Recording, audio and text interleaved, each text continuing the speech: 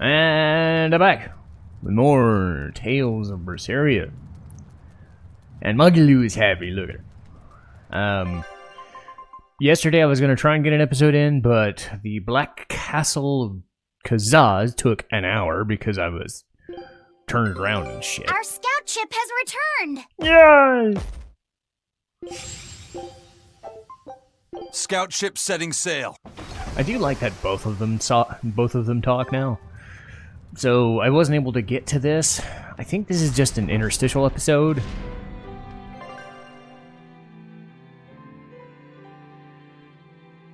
So grim. Where's she at? Outer path. So North Watchtower. Okay. See if there's any. Okay, there's one at the top of the. Okay, there's a thing in the south end.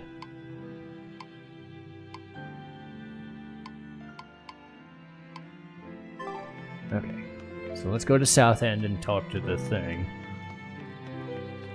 Because there's a talking thing. Hey, do you all have mothers? Hmm? Where'd that question come from? Well, after hearing that Velvet, Kamawana, and Eleanor all lost their parents, I just got curious. My mother was a strict, frightening woman, but she died a long time ago. I see. I have no parents either. But the wicked witch who took me in said I was born from a peach that floated down the river. Coming from you, I'd almost believe that. And you, Eizen? We Malachim are formed from untainted mana. Sometimes humans are reborn as Malachim, but they retain no memory of their previous lives. In other words, we don't have blood relations like humans do. I see. By the time I was aware of anything around me, I was already tethered and being called number 2. I suppose having no mother means I don't have any memories before that. I told Medusa that losing a mother is painful, but I can't know how painful it is. Go easy on him, Eizen. He's just a kid. I'm just telling it like it is. But listen to me, Laphicet. You can share deep connections with other people, even if you don't have a biological family. Malachim, too, can form precious bonds. True friendships, even family. That's right. Your words wouldn't have stopped Medusa if they weren't true in your heart. You really think so? I'm sure of it. It's far better than being a witch born from a peach. Nonsense! There's no nobler way to be born! I have an everlasting friendship with a dog, a monkey, a pheasant, and Bienfu. Blech. I hope he's right. I don't know if either of those are a good idea. Alright, sorry, I was trying to turn up my volume a little smidge. I keep forgetting that this game is a little awkward in that sense. But as long as I don't scream too much, I don't think it'll be too big a deal.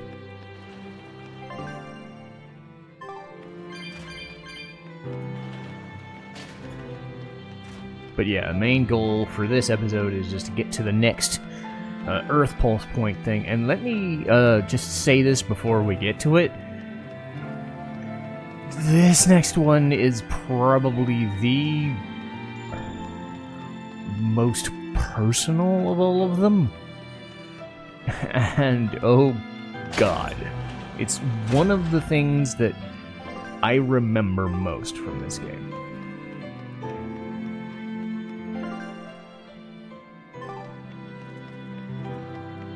It is one of the scenes I remember most. There's a lot of things I remember about this game, but whenever I'm not playing it or reminding myself of all the stuff, this is one of those things that I remember, is going to this next location. Hey! Hello. Oh. Whoa! Awesome! I swear, the second he has a spare moment, he buries himself in his books. Knowledge opens up bigger worlds. I imagine that back when Teresa was bossing him around, reading was a fun escape, an adventure in and of itself. What's up, you guys? You're reading a pretty hard book there, aren't you? This? It's about dinosaurs. It says that long before humans were around, these huge creatures ruled the world. There are so many different kinds, like tyrannosaurs and triceratops and brachiosaurs. They're all so cool. They look like dragons to me. They look similar, but dinosaurs couldn't live inside volcanoes, and they didn't do well in the cold either. But they were crazy huge and strong. Nothing else could even compete with them. I bet they would have made for great sparring partners.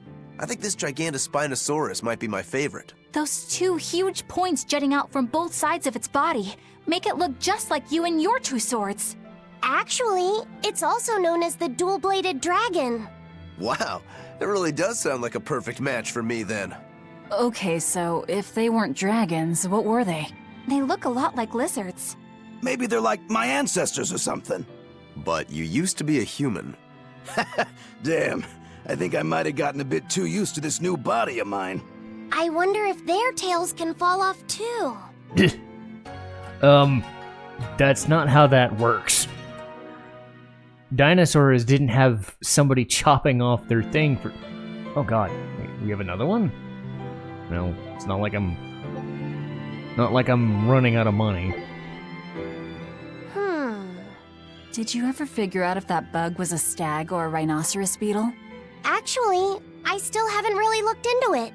Why not? Weren't Rokurou and Eizen pretty curious to find out too? They're why I haven't. They both have really strong opinions, and they both make a believable argument. And if I determined it was a new kind of beetle entirely, my decision would change the very course of their fates. Their fates? I think you're exaggerating things. Hey, what are you guys talking about? We're still hashing out what that Rhinostagros really is. Kiddo here's holding off on his final decision because he's worried about how you'll take it. You're both adults. Can't one of you just give in so we can move on? It's a rhinoceros beetle. I'm not backing down on that. No, it's a stag beetle. Why Dear not just God. take off the pointy bits? Then we can all agree it's just a plain old beetle. Simple. Sounds good to me. Don't even joke about that. If you took away my swords, I wouldn't have anything left. Same thing goes for a stag beetle and its pincers. And taking away a rhinoceros beetle's horns is disrespectful to its way of life, and to even suggest it is just plain wrong. No, God. if we're going to argue it out over this, we need to exhaust every possible angle before coming to a conclusion. It's the right thing to do. Sure. Madam Eleanor! Here's that field guide to rare insects of Midgand you wanted me to get you. Thanks, Bienfu. Surely this book will have something about that bug. Yeah, here it is. This beetle's real name is... Argonathocrassus, the thick-jaw beetle. It's named for its jaws? That must make it a stag... It's a drone beetle. The field guide says it's a really rare variety, too. I guess that's that. No, you're wrong.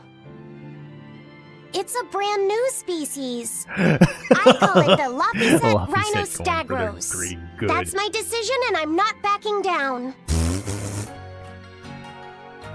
Okay. I don't know. But whatever. Whatever, game. It's just stupid. I'm with Velvet on this one. It's just dumb. Whoops. Don't go out that way. No, don't go out that way, no! So yeah, I try to turn up the volume just in case. I know not to talk during battles, pretty much, but, you know, there's always a chance that a knob can bump into something. Like, really what happens is sometimes it'll bump into the mic stand, because it spins. I still have my Rode mic stand You that said spins. that Malakim can have familial ties, but what makes you and your sister siblings if you're not related by blood?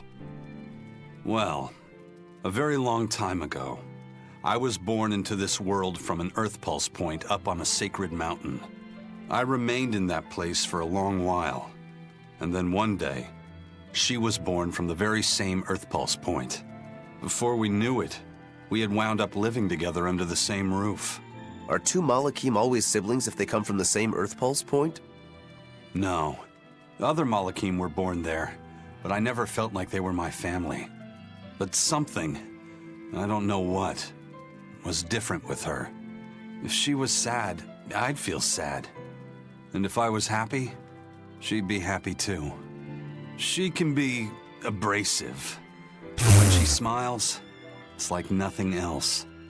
I swore to myself that whatever happened, Edna I knows would how to protect her. smile. I made a pendant from a stone on that sacred mountain and gave it to her as a lucky charm. Of course, she just wears it as a necklace. And your pendant? Did she give that to you? She had the same idea I had. She made the pendant herself and gave it to me as a good luck charm. Without either of us having mentioned a word of it beforehand, we each gave each other pendants in the same shape on the very same day. That's when I really knew that what I had felt all along was true. We were brother and sister. Is that her in the picture? Yeah.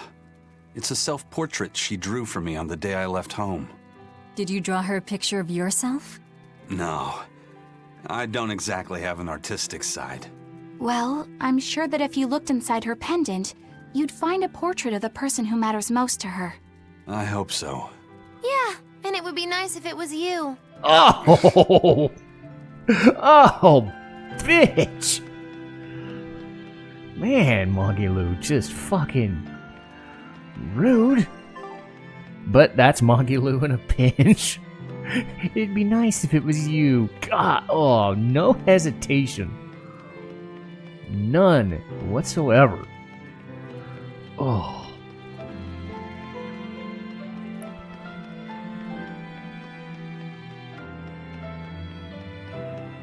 Alright, so where do I go? It's South Watchtower. Oh. No. Wait. Outer Path.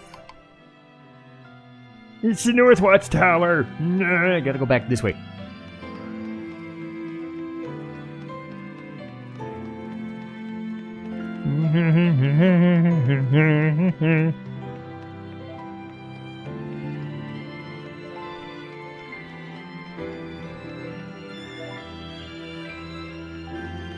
Wait a minute. Yeah, North Watchtower. Yeah, go up. Of course, Grimm's out looking at the sea. Which wouldn't be Grimm otherwise. Yeah, there she is. Ah, there you two are. Hi, teacher. Have you made progress deciphering the book? I have indeed. It turns out there was a second counting song. I've Uh-oh. already transcribed it. Would you read it aloud for us, child? Okay. When the 8 malevolences overflow, in the culmination of mankind's despair, Innominat will bring an end to all peoples and restore them to time immemorial. 4 Empyreans shall wield a wrathful sword and cleave the great devourer, 2 asunder to sleep beneath the earth, as scarlet moonlight illuminates the evil. The nameless Empyrean hath one heart. The nameless Empyrean hath one body.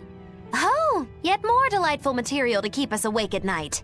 If I'm understanding this right, it's discussing the specific nature of Innominat? That's what I believe, yes. When the 8 malevolences overflow in the culmination of mankind's despair, Innominat will bring an end to all peoples. So, when the world is at peak malevolence, Innominat will use that power to bring an end to all. Is that it? He's going to wipe out all of humanity? Is that what the Abbey is after? Is that why they've been trying to bring back Innominat? No, Artorias is not that kind of man. Oh. His 2 primary ideals are the many over one, and the restoration of order through will and reason. He sacrificed Laphicet to protect this world, not to eradicate it. You mean that's who he is as far as you know, yeah? People change, Velvet. Perhaps the shepherd gave up hope. Maybe he lost faith in mankind. Fools prone to sin, endlessly generating malevolence. He's not like that. If that's all true, then what point was there in Laphicet's death? Is there anything else in that book? Yes and no. This copy itself is incomplete. There ought to be further pages, but they're missing. For now, I've done all I can. There must be an original somewhere, right? Without it, I doubt the Abbey would be plotting Inominat's revival. We can be sure they have complete understanding of their Empyrean's nature. But this was the only copy in the royal villa. If the original is out there, who knows where it could be? It's getting pretty late. Why don't we call it a day? Yeah, let's get some rest.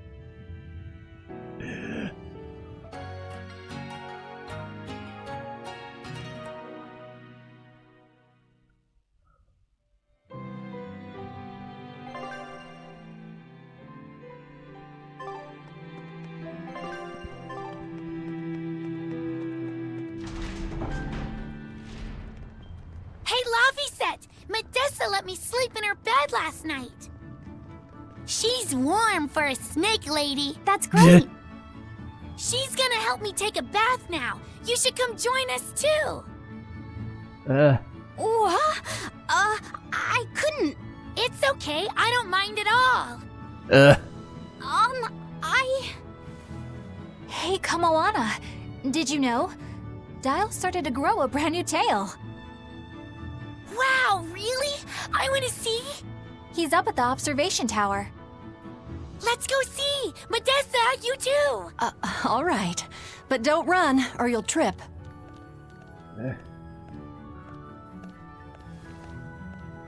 Weird. Thanks, Eleanor. I appreciate it. They try so hard. Having some girl trouble, my little Malik? I'm just glad Kamoana and Medessa are starting to feel better. Yeah, they both still have a long way to go, but it's such a relief to see them smiling. We've got bigger things to worry about. Hurry up and locate the next Earth Pulse point. Right, okay. Must you always be so blunt, Velvet? I must, in fact. We're up against the Abbey here, and sooner or later they'll find this place. That's true, but still. Do we go find another hideout? No, we'll keep on the offensive. We'll capture the remaining Therians before the Abbey finds us. As a swordsman, I can respect that mindset. I'm not so sure we could hold this place anyway. And we've got no obligation to. I found another Earth Pulse point. It's in the eastern part of Eastgand, I think. But that's... All right. We're headed for Eastgand. Then our first stop should be Port Taliesin. No, shit. Grimoire always looks like she never wants to do any work, but despite all her grumbling, when she starts a job, she gets it done, and quickly too. She's frank, but she still takes care not to say anything to hurt anyone's feelings. I have to say, I like that in a woman. It's charming. Well, sorry if I'm inconsiderate and charmless then. I didn't mean it like that. You're all still so young and have led different lives. Can't fault you for being you. Well, if you're saying we lack a certain air of maturity, I might not disagree. That's for sure. It's true Lord Artorius has scolded my lack of composure at times. Although I do get the impression that Grimoire has been dependable like that since she was young. And it's a good impression at that. Old Grim's been that way since the day she was born. I hate to admit it, but her combination of insightful words and deadpan expression has charmed the hearts of many a Moloch. At her peak, she had a fan club 8,848 members strong, and her dinner shows would sell out the day the tickets went on sale. Malakim came by the droves to doze off listening to her live readings of ancient books. Wow! I had no idea she was so popular. Yeah, she's even a regular feature in Who's Who Among Norman. Now that I think about it, I could see how a person could interpret her lethargy as patience and her vague dispassion as maturity and poise. Compared to her, I'm just... Were you just trying to imitate her? No, I didn't mean to. Whether you meant to or not, that kind of felt like her just now. I can see it in you, waiting to be awakened. That sophisticated charm. Me? Sophisticated and charming? I don't know. Try talking like her. You know how she lets her sentences trail off. This is your make-or-break moment here. All right. I think I know what you mean. Here goes nothing. Oh. Nope. What do you think, Laphicet? Do I sound like her? It feels a little off, but you're definitely doing it. I think. Aw, you don't have to grow up, Madam Eleanor. You're cute just the way you are. Shut up. You stay out of this, Bienfu! Coming from you, that's bad. This is one of the stupid Riku things from Final Fantasy X. Like that part where they're in the fucking lake and she keeps complaining for like 30 seconds that she'll never be like Lulu, and I'm like, Lulu is Lulu and Riku is Riku, and that's that. Trying to be somebody else is stupid. When mankind's despair reaches its pinnacle, Inominat shall reach out and bring an end to all. So that song bothers you too? No matter how many times I read it, I don't see any good in it. Understanding that ancient tongue is difficult, right? Perhaps there's another interpretation? Maybe the end to all actually means an end to all human suffering, for example. That is a possibility. But we're far too lacking in material to know anything for sure. We need the other half of that book, or some other text on Inominat. We don't have the time to search for it. Wouldn't even know where to start looking. And don't forget that that book is just a copy. Whoever transcribed it might have made an error, too. That's an unexpectedly sharp insight coming from you. I'm an expert at errors. When Miss Magilu made me copy magic tomes for her, I did it pretty half-heartedly. Didn't that cause a lot of problems? Well, when she tried to cast a spell from one of the tomes, the spell exploded in her face. It's really her own fault, though. She told me to copy 100 books in 3 days! That's impossible! Oh, how cruel! Cruel is right! That witch is a real devil, I tell you! A slave driver! Bienfu, let's go somewhere a little more private, shall we? Miss Magilu! Hush now. There's no need to worry. I'll make it a half-hearted punishment.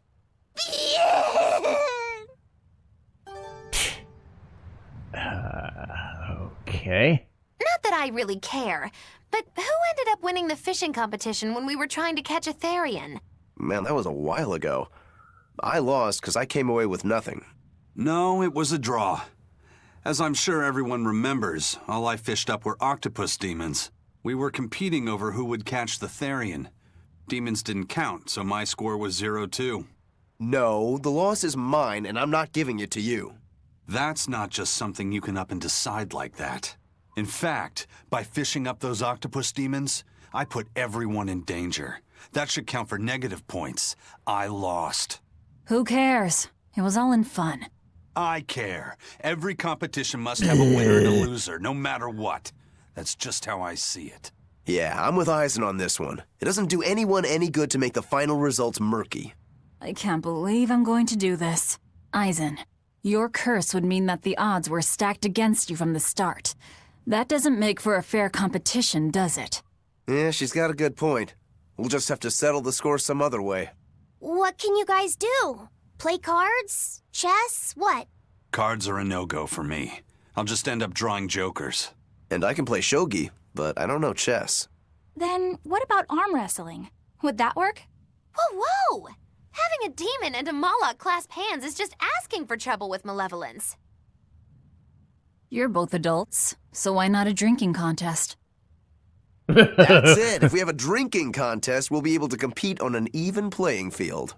Yeah, I don't see anything wrong with that. I'll have the crew bring out the drinks. Well, that's one way of resolving it, I suppose. Whatever gets it done. I'm not gonna complain. If you guys are gonna have a drinking contest, you're gonna need some tasty snacks to go with all that alcohol, Yes, we'll right? eat kitty. Definitely. Let's go out and fish us some snacks. Yeah, let's take out the little boat. We can even pick up where we left off our fishing competition. Didn't we just figure out he can't really fish?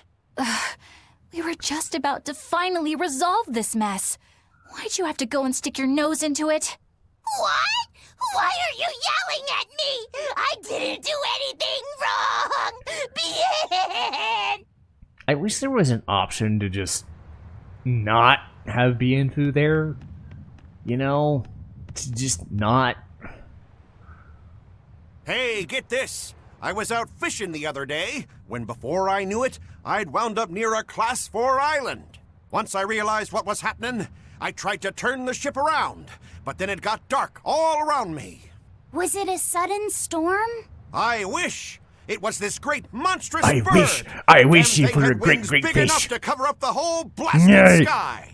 That sounds like a bit of a stretch to me. I wish for You fish. think I'm lying? Then check it out for yourself.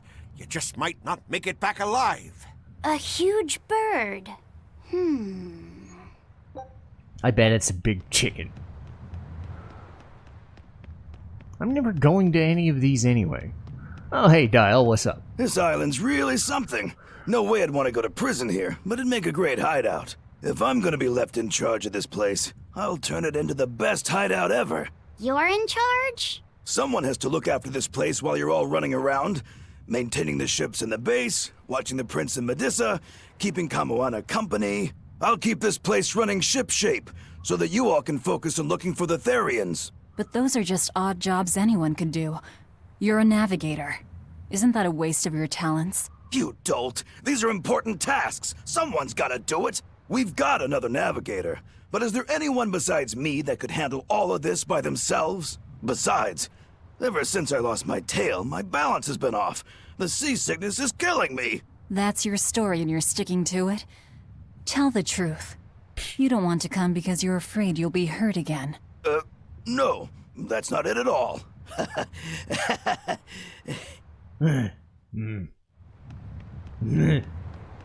Well, whatever. An episode about nothing.